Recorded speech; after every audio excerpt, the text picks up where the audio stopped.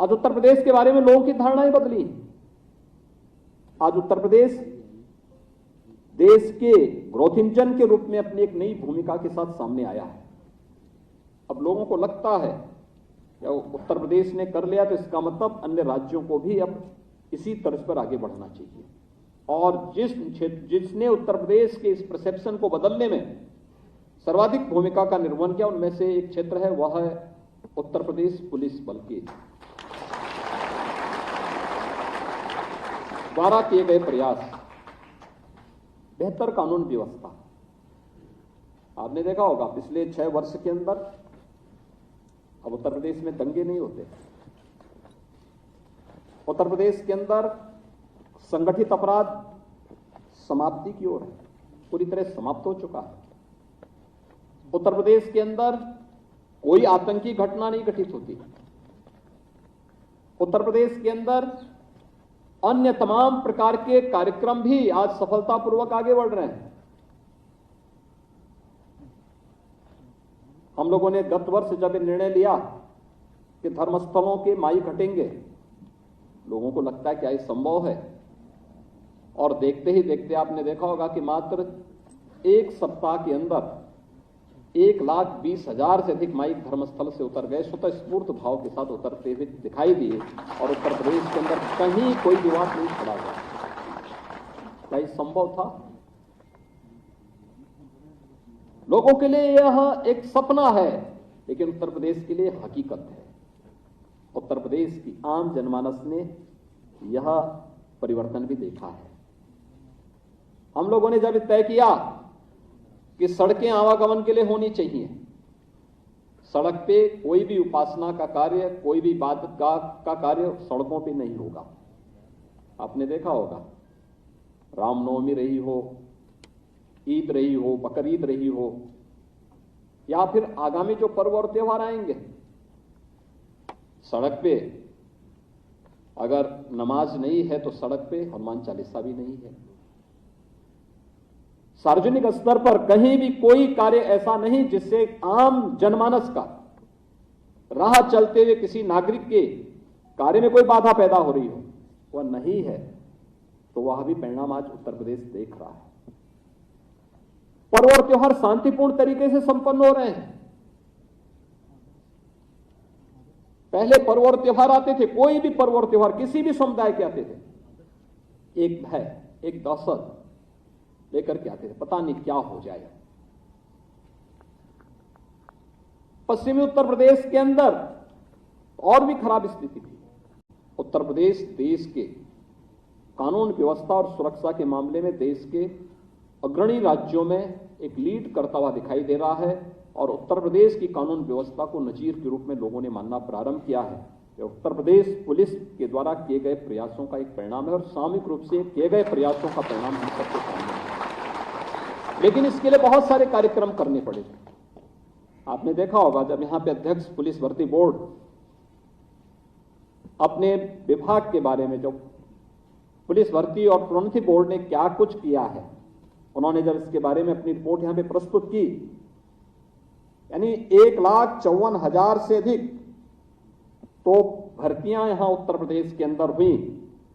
और इसके साथ ही लगभग 2500 भर्तियां, 2,500 भर्तियां हुई मृतक आश्रित के रूप में, अतिरिक्त से भी भर्तियां की गई। यानी 1,56,000 से अधिक पुलिस की भर्तियां पिछले 6 वर्ष के अंदर उत्तर प्रदेश के अंदर अब तक संपन्न हो चुकी हैं। लेकिन केवल ये भर्ती ही नहीं थी, हमने ट्रेनिंग की क्षमता को भी बढ़ाया है। 3 गुना ट्रेनिंग की क्षमता प्रदेश के अंदर बढ़ी है। पुलिस की क्षमता बढ़ाने के साथ साथ हम लोगों ने साइबर थाने केवल 2 थे यूपी के अंदर, आज प्रदेश के हर रेंज में एक साइबर थाना है और हर जनपद में उसे स्थापित करने की कार्रवाई चल रही है। उत्तर प्रदेश का महिला सुरक्षा, सम्मान और स्वावलंबन के लिए घोषित मिशन शक्ति का कार्यक्रम आज पूरे देश के अंदर लागू हो रहा है। मिशन शक्ति का कार्यक्रम पूरे देश के अंदर चल रहा है। उत्तर प्रदेश पुलिस बल में आपने देखा होगा कि महिला कार्मिकों की संख्या यानी इस दौरान 22,500 से अधिक महिला कार्मिकों को भी अलग अलग पद पर नियुक्ति पत्र दिया गया।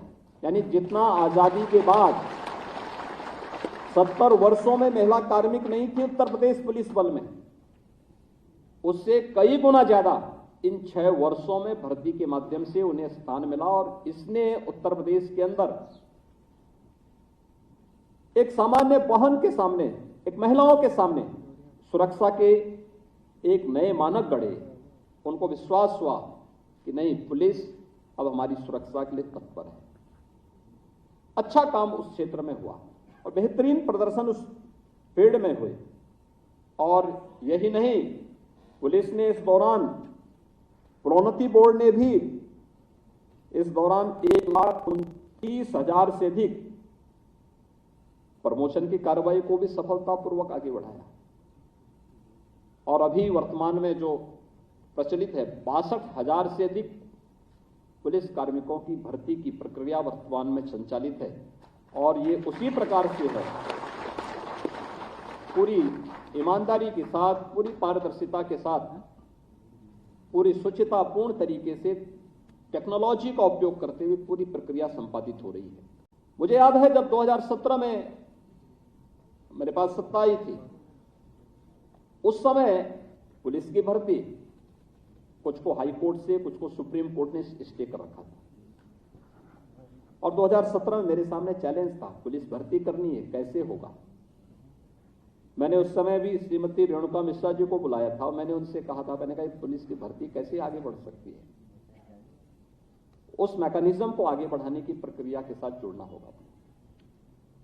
और मुझे प्रसन्नता है कि इस दौरान ये सारी कार्रवाई बहुत व्यवस्थित तरीके से हुई। आज पुलिस भर्ती में या उत्तर प्रदेश में जो अब तक हम 5.5 लाख से अधिक पुलिस कार्मिकों की, सरकारी कार्मिकों की भर्ती हम लोगों ने की है या उनको सरकारी नौकरी दी है, उत्तर प्रदेश के युवाओं को ये 5.5 लाख से अधिक नियुक्तियां अब तक हम लोग दे चुके हैं। इनमें एक भी नियुक्ति पर कोई प्रश्न नहीं खड़ा कर सकता, कोई भाई भतीजेवाद की आरोप नहीं लगा सकता। शासन के द्वारा निर्धारित आरक्षण के नियमों का पालन करते हुए पूरी स्वच्छता के साथ, पूरी ईमानदारी के साथ, पूरी पारदर्शिता के साथ नियुक्ति की प्रक्रियाओं को संपन्न किया है।